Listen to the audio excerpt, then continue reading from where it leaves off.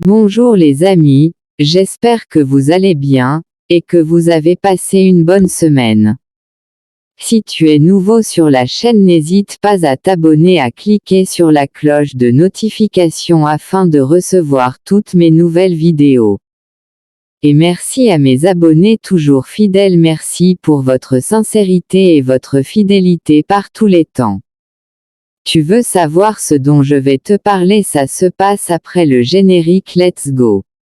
It's caught in the crossfire. It's caught in the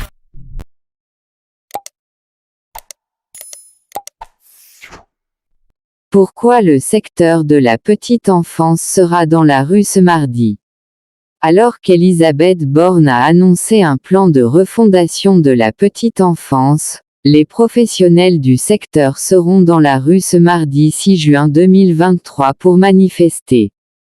Ils demandent plus de moyens et lancent un cri d'alarme face à l'urgence de la situation dans les crèches.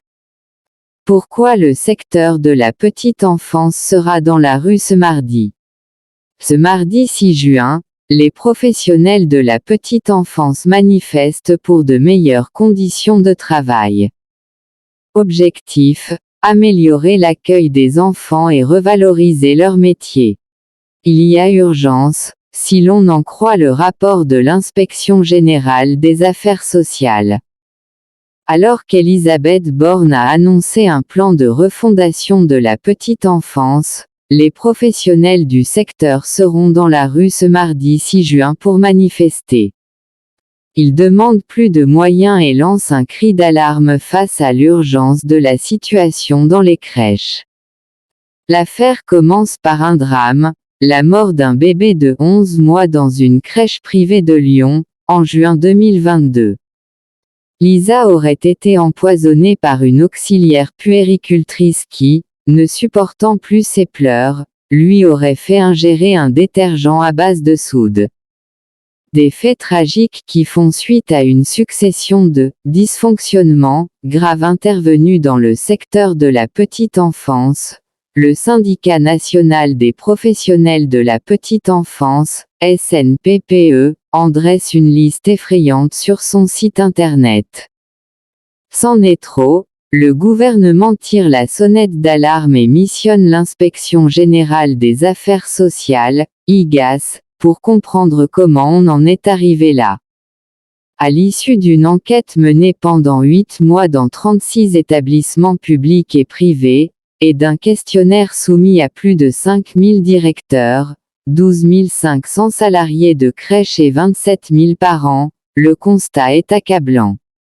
Le rapport, remis au gouvernement en mars dernier, relève notamment une qualité d'accueil particulièrement hétérogène, avec parfois des établissements de qualité très dégradés, une intégration des connaissances variables sur le jeune enfant selon les établissements, ou encore une prise en compte insuffisante des besoins de l'enfant sur des points récurrents comme le niveau sonore, le moment des repas, la réponse aux pleurs, etc.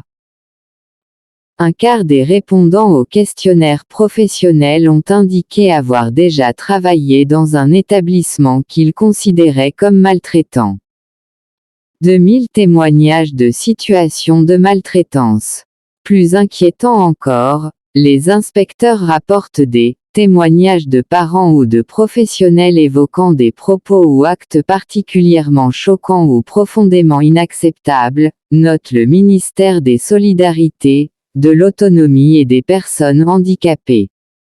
Le détail du rapport fait froid dans le dos. Un quart des répondants au questionnaire professionnel ont indiqué avoir déjà travaillé dans un établissement qu'ils considéraient comme maltraitant, expose le rapporteur, dénombrant plus de 2000 témoignages de faits de maltraitance, certains relevant de la négligence, d'autres de violences physiques ou physiologiques, ou du forçage alimentaire.